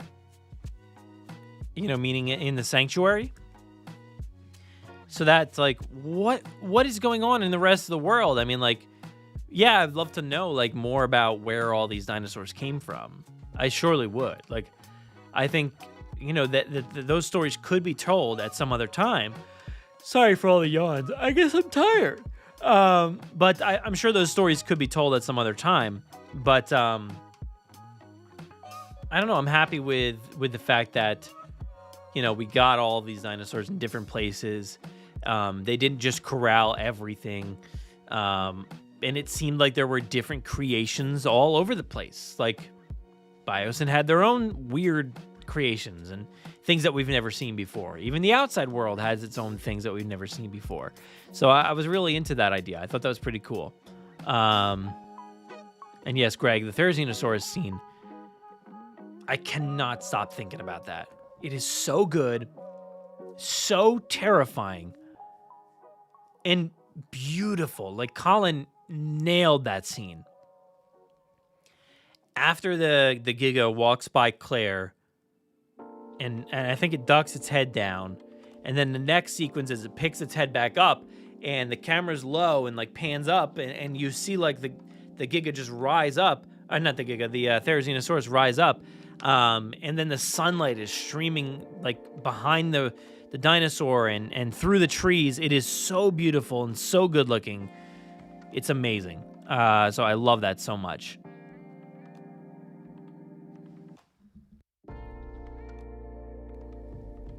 The end battle would have been more impactful had the Giga been established more throughout the movie, like the Indominus in Jurassic World. Seems like we were supposed to cheer for its defeat for no reason. Yeah, I mean, I do think that the fight at the end was unnecessary. Like, we didn't need that at all, like, whatsoever. It felt like, well, all the other movies have it, right? So we should too. That's kind of what it felt like to me. That being said, it was really fun, and I absolutely loved it. It was so good, and I loved how it concluded. Amazing. I don't know. There was plenty of setup for me. Like, I do get what you're saying. That like, it was really like killed for no reason, and we were supposed to be like, yeah. But for me, the setup is 30 years of T-Rex. That's the setup for me. Is like, I had this T-Rex for 30 years, and I see it laying there. Which, by the way, I didn't actually think it was like dead. I'm like, there's no way that you're gonna kill this T-Rex. He just basically off camera, like on the side, like just kind of like slumps over and dead, and like you focus on other stuff really quickly. I was like, there's no chance that thing's dead. So when it comes back to life, that's, for me, that is the cheer. Like, that's where I'm like, yes, like, yeah, let's get it. Let's do this. And you think about it, like, the T-Rex can barely handle any kind of fights on its own. Like, yeah, it got the Raptors back in Jurassic Park. And in Jurassic World, like, it had no chance. It would have got defeated without Blue's help and without, maybe without the Mosasaur, who knows. Fallen Kingdom really didn't do too much. Like, it was fine against the Carnotaurus, which was much smaller. So there was really no problem there. But this movie, it's like, yeah, you would have lost, dude. Like, you would have definitely been dead if the Therizinosaurus wasn't there. But yeah, so I think for me, I understand what you're saying, Jurassic Raptor, but for me, like, the cheer impact was like 30 years of T-Rex.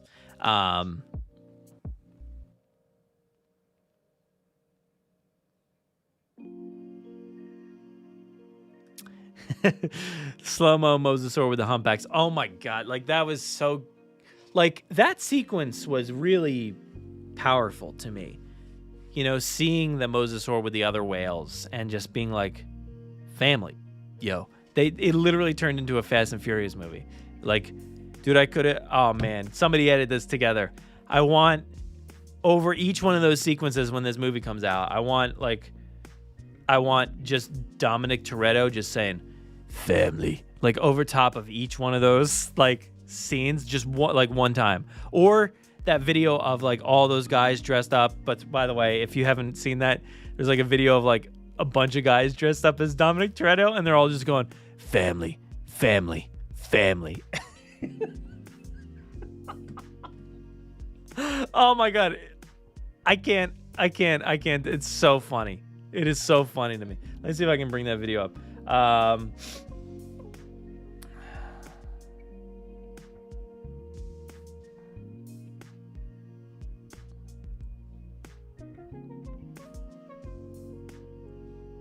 I don't even know how to search for it. Oh, here we go. I don't know if you probably won't be able to hear. Yeah, let me.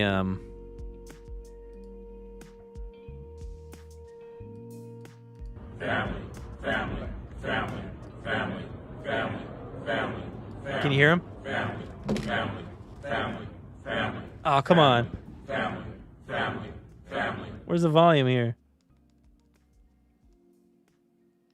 Family, family, family, family. Oh man, I don't hear him. Family, family, family, family, family. Anyway, Family, family, family. that's what I want playing over top of the end sequence. Just a bunch of guys going family, family, family, family, family. Makes no sense. Makes no sense whatsoever. But yeah, it was a really beautiful sequence seeing all those different things. The whales, also like the geese or whatever with the Quetzalcoatlus and whatever else there was. The what was it? Oh, the Sinoceratops and the elephants, like ending on that like Lion King shot was like amazing. It was so good. I actually, like, in my screening last night, I was sitting there as the movie was coming to a close, and I'm like, oh my God, I forget, what is the last scene? What is the last shot of this movie? Like, I completely forgot. And then once it got to that sunset or sunrise, whichever way you want to look at it, I was like, oh, here we go. This is it. Boom.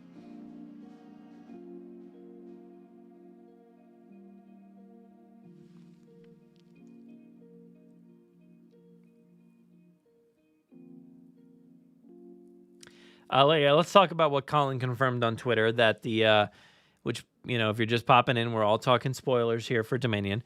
But Colin had mentioned the T-Rex family, the buck and the doe from the Lost World at the end of the movie there with the T-Rex from Jurassic Park. I guess essentially confirming that the T-Rex from Jurassic Park 3 was the child T-Rex, the baby T-Rex, right? I mean, that has to be confirmation that it's no longer there, right? It's dead. So that's the way I'm reading it. That's the way I think I'm going to go back and I'm going to say that T-Rex was the T-Rex from the Lost World. The baby Rex had died. That one that just constantly yells in the Lost World. Because we only saw the two T-Rex, the mother and the father there from the Lost World. So interesting. You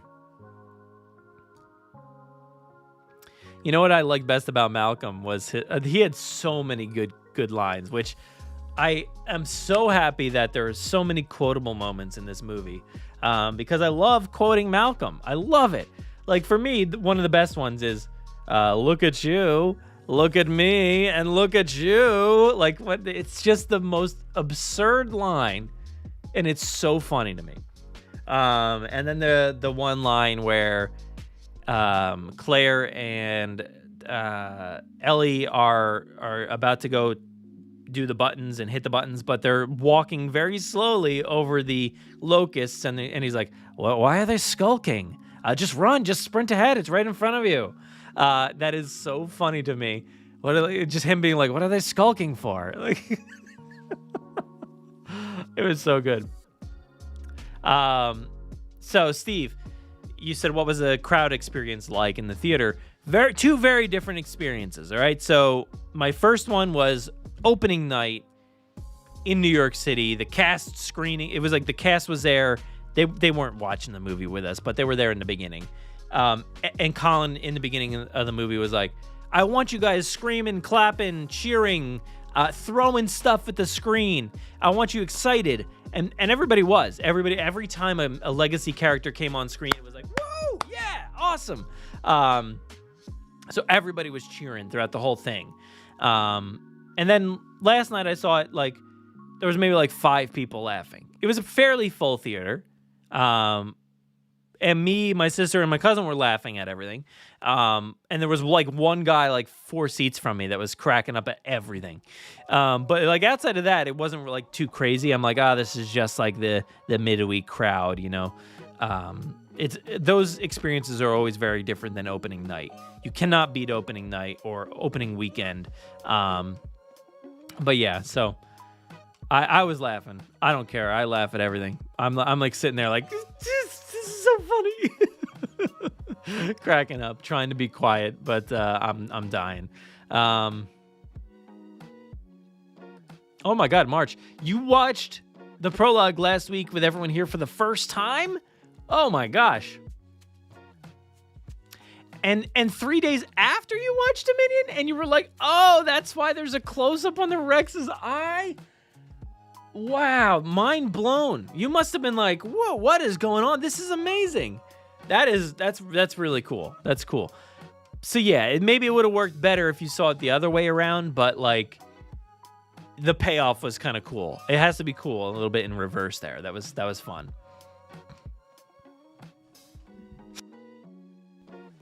Let's see what else we got here. We're gonna head out here in just a minute, but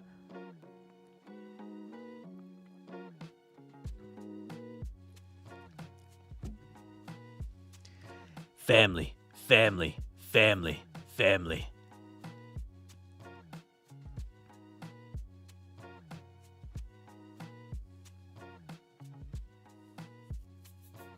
Yeah, Amber Production, it definitely had a family theme throughout this whole movie, you know. The Rex is at the end, like you said. Obviously going to save Maisie.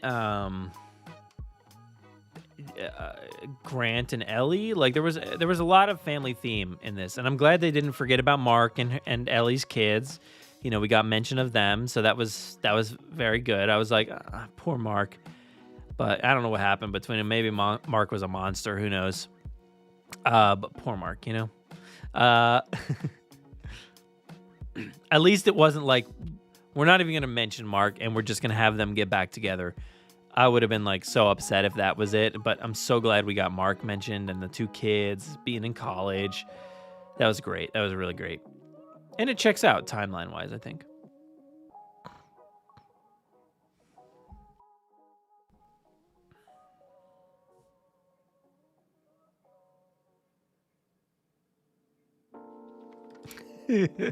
Mark has always been a monster. Yeah. Eric says the least amount of deaths. Yeah, that was very interesting. So going into this movie, I was worried that like it felt like it could be very dark and you know, I was like this could get a little gruesome, especially knowing how Jurassic World and Fallen Kingdom were. There's a lot of moments in that movie, especially even Jurassic World, where I'm like shielding my kid's eye, and I'm like, don't maybe look away for a second. This is kind of gross, man. And we haven't watched Fallen Kingdom because there's a lot of moments in there as well. So I was a little apprehensive of taking my son to this one. Maybe he'll be a little scared for some of these, like the Dimetrodon sequence or some of the Giga stuff.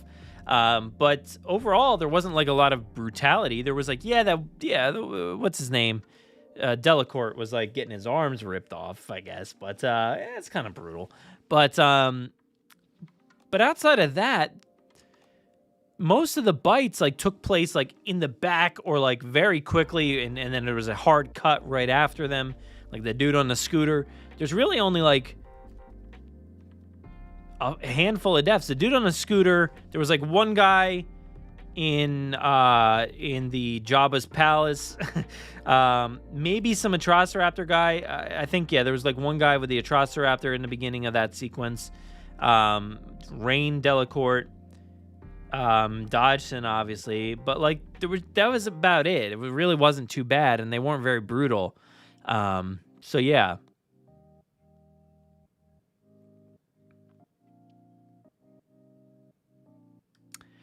Brandon, no, we did not mention anything about Sam Neill's American accent. You said it was garbage, and his character felt weird. I'd love to know what you think about his character. Can you expand upon that? Because I'd love to know what you felt was weird. I'm not going to fault you for that because, sure, maybe it was weird for you, but it didn't feel weird for me. It felt pretty on par with what I expected from him.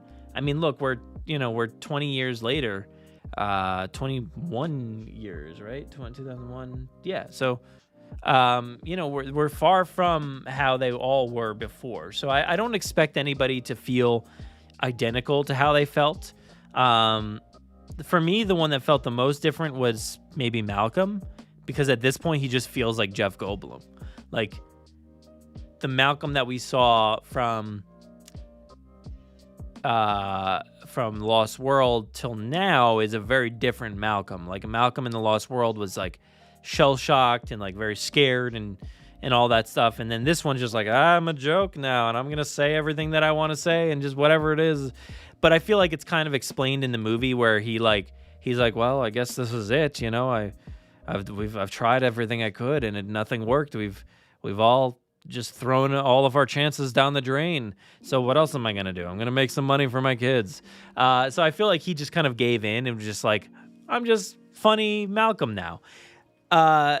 Ellie felt perfectly fine for me. She felt pretty on par with what I expected her to feel like. And Sam Neill, he felt just as on par for me as I expected as well. I actually loved how like curmudgeon-y he was and stuff like that. So that really worked out for me. It felt like Grant. It felt like he would be kind of stubborn with a lot of things. And you said his accent was garbage. His accent has always been not great. And there's it's been publicized very heavily that like Spielberg was a little wishy-washy when it came to even that first movie about how he wanted him to do things, and then again in like the other in Jurassic Park 3, it was not as as perfect as it could be. Like that one line which I always crack up about in Jurassic Park 3 where he's like, "Okay, come on over." It's like such like an accent. It doesn't even like feel like anything like an American accent would spit out. And there's moments like that in Jurassic Park as well.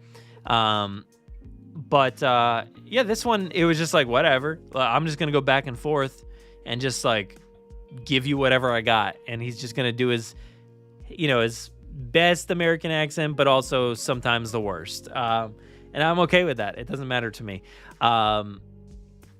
Like for me, like I loved when he's like, what was the line? Like it was in the commercials and stuff. He's like, "You didn't come all the way out here to catch up, did you?" Like it's just like such like a a New Zealandy kind of like light accent. So I'm cool with it.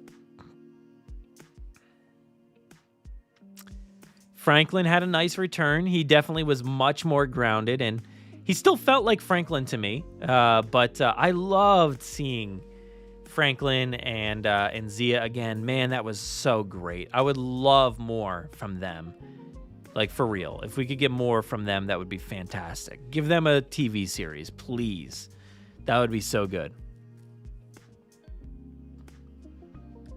Chase the Animator thinks it's a very well-balanced movie.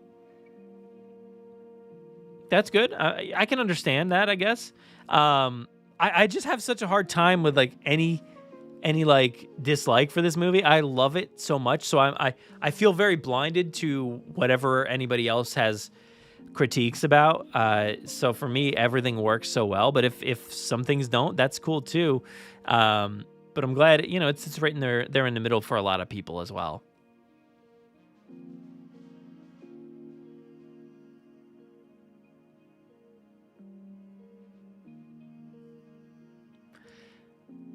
they got divorced because Mark said you would never send a military force to rescue me, would you?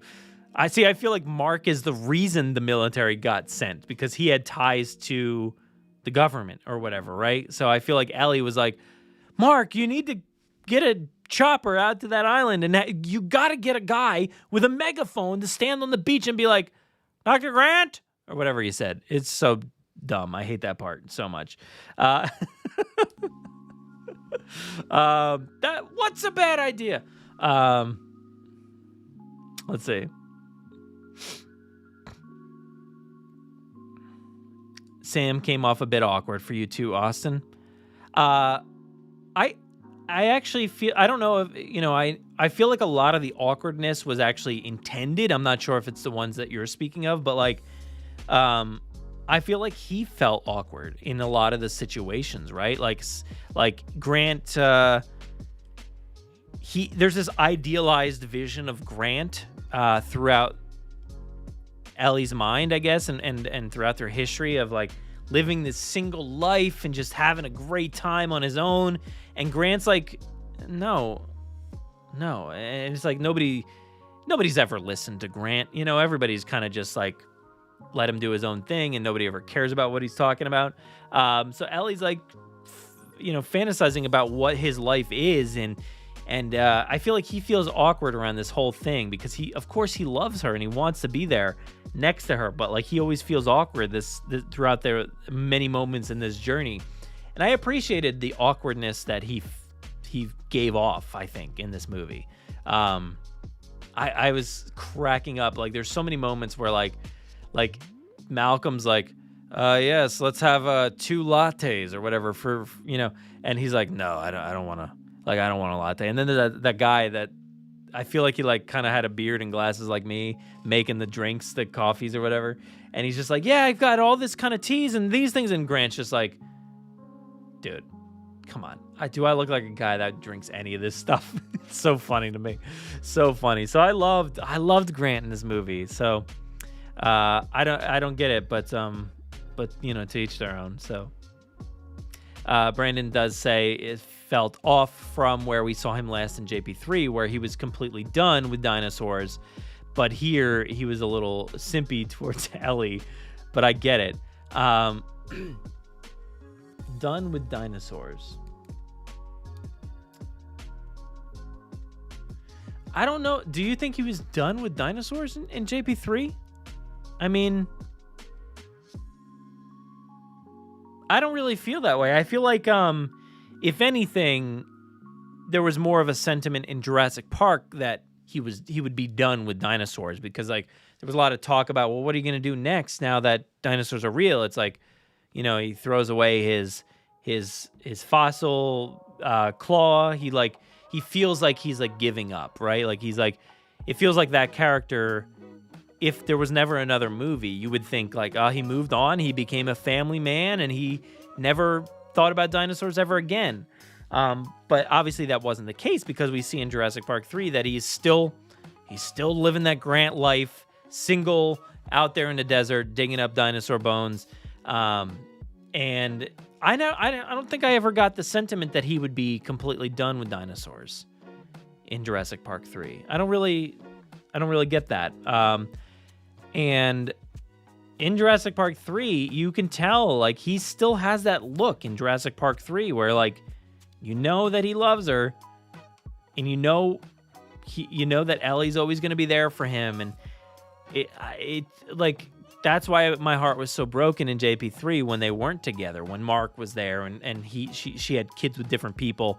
You can see that he still has that feeling for her, but like, maybe it wasn't exactly reciprocal, but yeah, I don't know. I that's how I feel about his character. So it really, really works for me.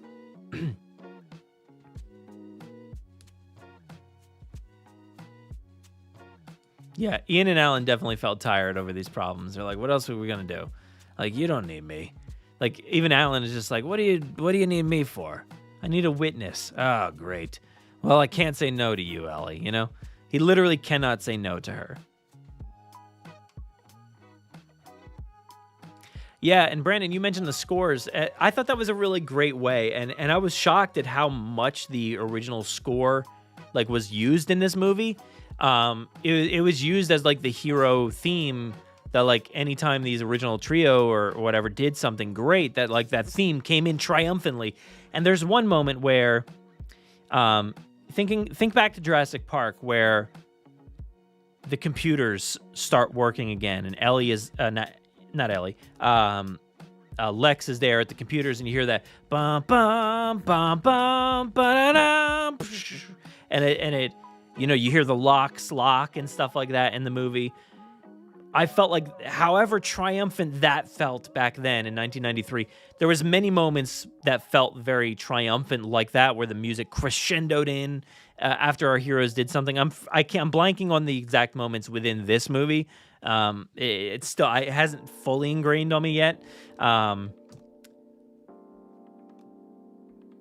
there is a moment somewhere in there that felt very reminiscent of that moment for me. With the score.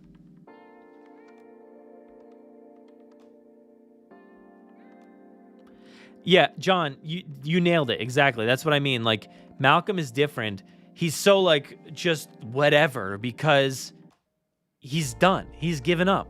And that's why he's there, is because he's shilling himself out, because nothing matters. Nothing matters anymore. So he's literally given up. He's only there for supporting his kids, and he's just a shill for being a shill's sake. And I feel like that's the reason why he's less scared in these moments. And plus his family isn't involved. Like his daughters or his kids or whatever are not in this movie. Sarah Harding is not in this movie. Who knows if they're a thing anymore? I don't know. But like, he's just there willy-nilly by himself, just trotting along and putting in Miles Davis's birthday. What if it's Miles Davis's birthday? And he types that in, and it's like, no, obviously not. That's not the code. I love that about him. I love that he's just given up and given into the circumstance. So, yeah.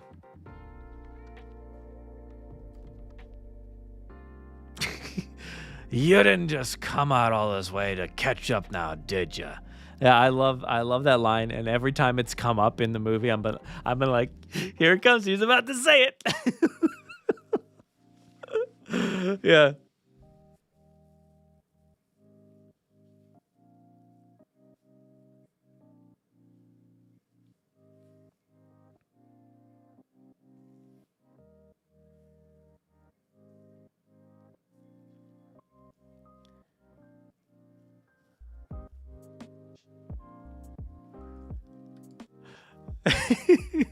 Austin, so funny when Dodgson fires Malcolm. He's like, you're fired, dude. And by the way, he's like, Malcolm just comes into the room and he's like, yeah, what's up? And Dodgson's like, Malcolm, you're fired. It like happens so fast, and he's like, oh, so is that it? Do you need anything else? And then when he actually like does his whole like little speech there, and he's just like, Dodgson, like I was cracking up, because there's like no point to him just doing that, pointing at him, Dodgson, and he just says it. It's like, I don't get it, but like it's funny to me, and I laugh at it. But yeah. Chase the Animator says the locusts were pretty useless in my opinion. I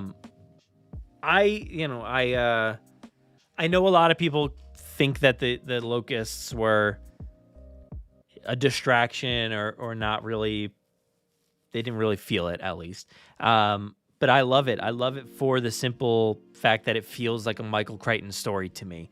So I don't know, Chase, if you've read the books or anything like that, but I love that so much. I mean, there's a line which everybody's been sharing around. I think it was like something about Dodgson made like a hybrid potato or something like that put it out in the stores, and kids were getting sick off of it, and it just shows how like despicable of a character he is, like that he would just go and create something and release it into the world and not tell anybody. That's literally the exact thing that happens here, and just not a bunch of swarming potatoes. At least it's locusts, And I appreciated that. I thought it was great. I loved it. I thought it was cool and visually really fun.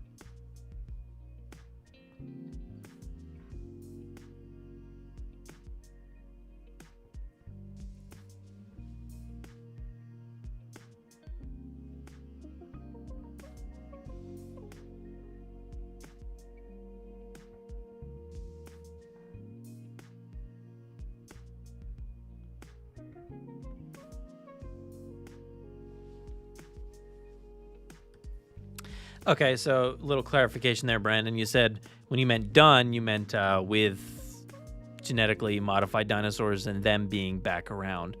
Well, I mean, like,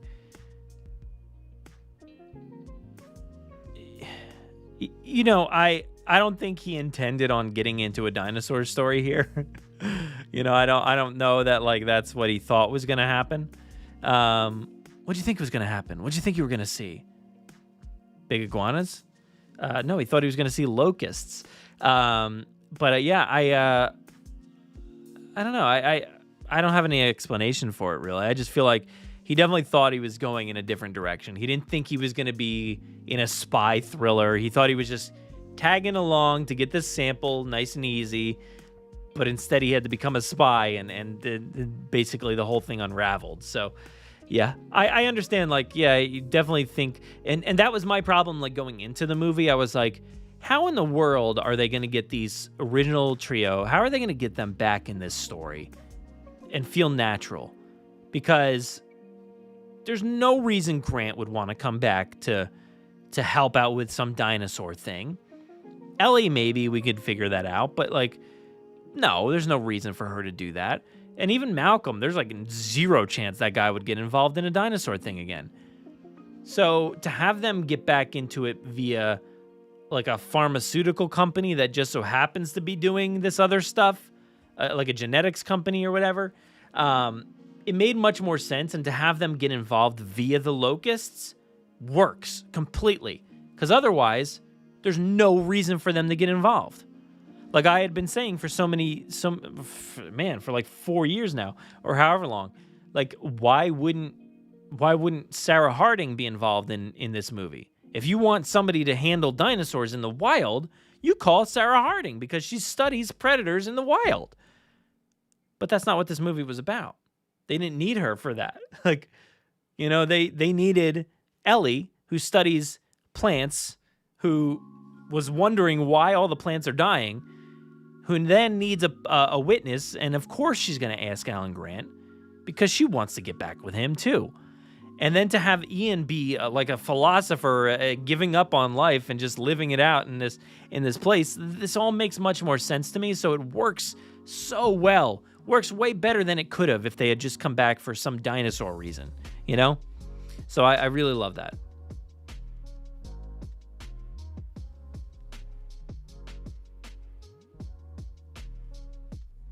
Austin, yes, I love the Dilophosaurus scenes as well. Absolutely. I love that, especially at the last sequence in the Hyperloop pod. I love that their color was like drained and it was like flashing blue in there and their color was drained. So they just like looked like black or gray or something like that. It was so cool. Well, Steve, somebody recognized your Jurassic Park podcast shirt? Danny? Well, that's awesome. Shout out to Danny out there. You know what? I need to buy one of these shirts. I have one that has like the Raptor logo and it's a long sleeve. I need to get like a t-shirt with just like the words. I gotta get one of those shirts for myself.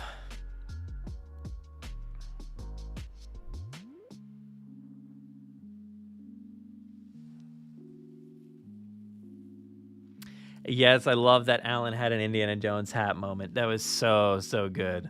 So good. Alejandro, yes, it did have biblical themes there, you know, with the locusts themselves. It's like the end of the world, cataclysmic, and you've got locusts, swarms. It worked out, yeah.